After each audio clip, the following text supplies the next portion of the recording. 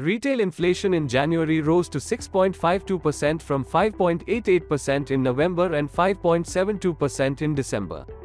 Indices calculate retail inflation. The high base effect lowered retail inflation in November and December.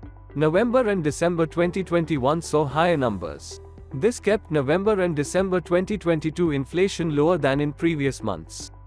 January 2022 had a lower index number than November and December 2021.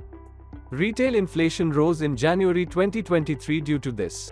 The same logic applies to February, suggesting inflation will exceed 6%.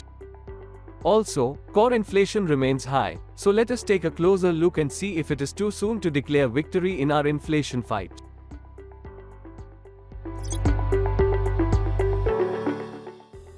Cereal prices, which form a little less than a tenth of the Consumer Price Index, CPI, which is used to calculate retail inflation, have been on fire. In January, they went up by 16.1%.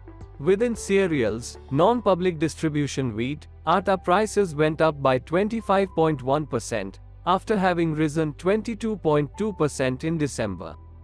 Madda, refined wheat flour, went up by 20.6% in January. Further, suji, semolina, sivai, vermicelli, and bread prices have increased at a fast pace as well. Even rice prices rose by more than 10%. These edibles are a staple diet for many and hence, an inflation in their prices hurts their daily lives.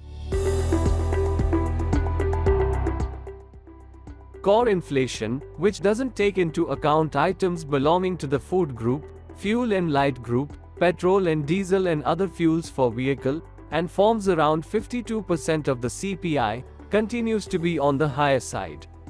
Since the pandemic broke out, it has been higher than 5%. It has been around 6.5% over the last 5 months, telling us that inflation has become well entrenched in the system. As RBI Governor Shaktikanta Das recently put it, core inflation remains sticky.